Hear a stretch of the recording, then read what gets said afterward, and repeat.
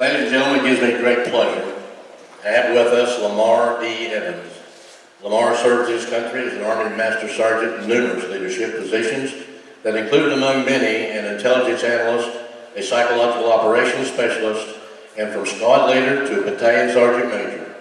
He is a decorated combat veteran of Desert Storm. He assisted in liberating Kuwait and wound up his military career fighting the global war on terrorism in support of Operation Enduring Freedom. He also retired after 30 years with distinguished honors from the city of Rowlett as Assistant Police Chief and continues his service to America as a volunteer with Team Rubicon's Global Disaster Relief Group. Lamar has been there, done that, and continues to do it.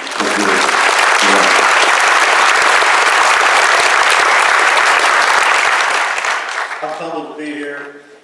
What I consider a room full of heroes. It reminds me of the grandfather that jumped into Normandy with the 101st,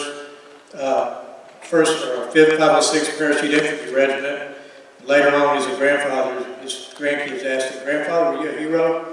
And he said, "Well, no, but I was surrounded by a company of them." So that's the kind of way I feel today. Thank you for having me here today. It's an honor and a privilege to serve here and participate in this program that honors our veterans, both past and present, of all eras and all wars. Before I begin my remarks, I would like to say, welcome home, my brothers and sisters. Let's give them a hand.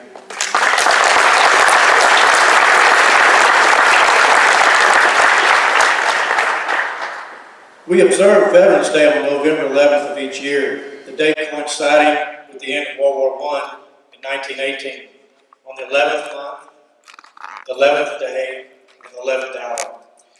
It was a significant day for a 21-year-old Army private who fought, survived, and used our gun offensive with the 144th Infantry Regiment, 36th Infantry Division.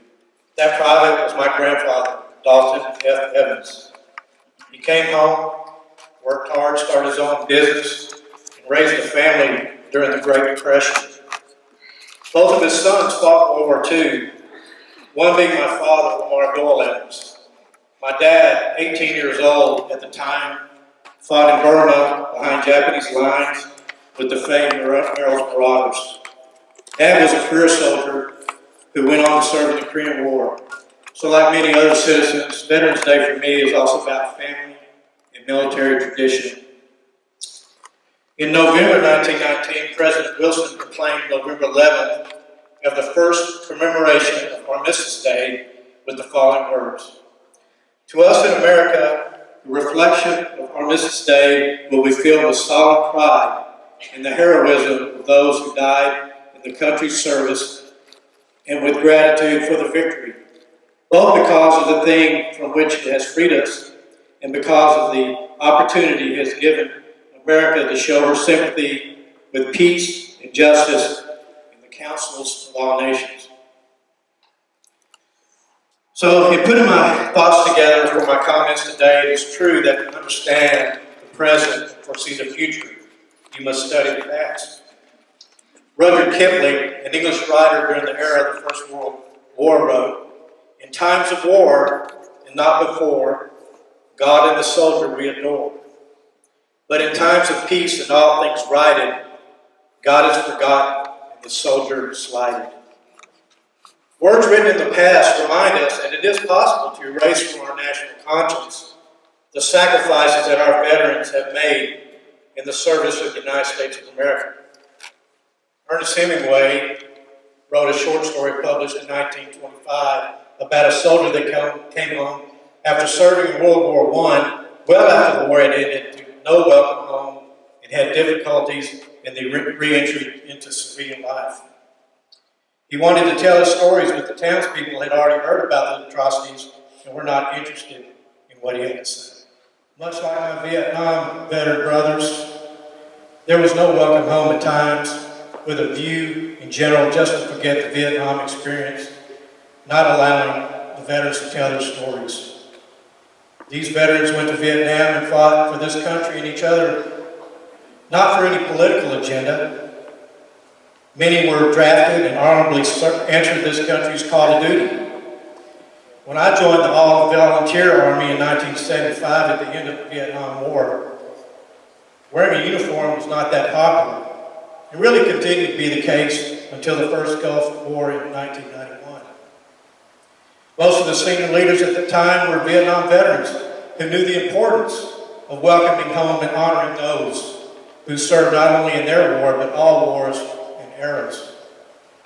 A resurgence of support for the military and veterans since that time and through the wars fought in Iraq and Afghanistan since 9/11 says welcome home to our veterans and gives them the help to successfully transition back into civilian life. Armistice Day, as it once was called, and now Veterans Day, reminds us and gives us Americans a day in which we can thank our veterans for their sacrifices and for their service in protecting our way of life and our freedom. No matter what race, creed, or religion, or where we may come from, we can come together on a dedicated day to honor all veterans, really the mirror image of all Americans.